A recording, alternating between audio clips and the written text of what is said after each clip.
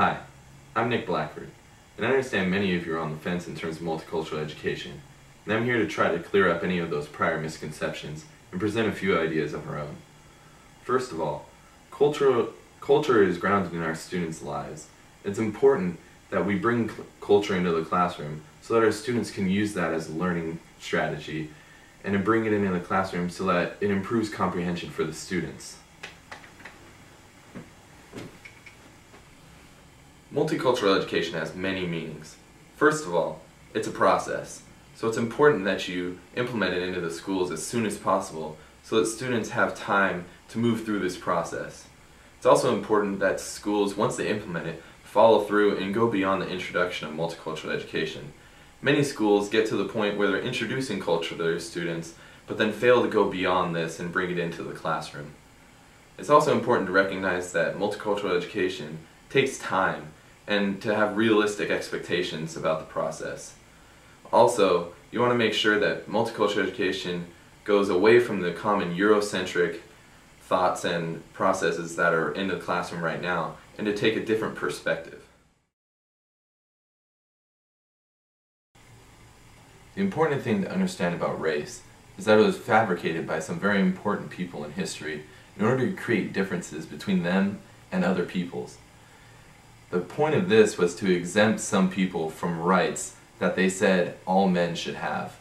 It's important to teach this to students so that it breaks the bonds and prior misconceptions that they've had with culture. This is foundational in multicultural education and should be the first step to implement in the classroom.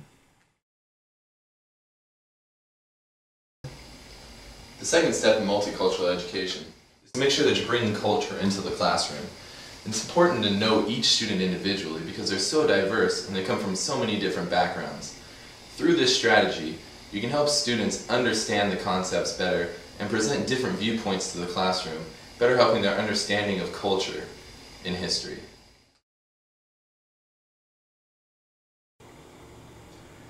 It's essential to every classroom that all the students are comfortable. In order to achieve this, you want to make sure that you don't put down anybody's culture or languages in the classroom. Many teachers might think that hearing a different language in the classroom is a bad thing, but in truth, these languages are probably very near and dear to these students, and it's important to let them use their own languages so that they can have their own learning process. It's important to let students use their own languages when they're talking amongst themselves so that they can ensure the best comprehension of the material. This will make sure that the students remain comfortable in the classroom and that they maximize their understanding of the material.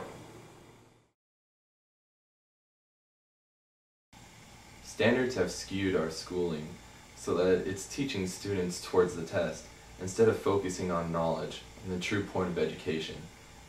This process has destroyed ESL programs because it's accelerated students and put them in situations that they can't handle because you're trying to force English on them instead of slowly incorporating it and using both languages. This process has made it so that people are focusing on testing, which really doesn't engage knowledge.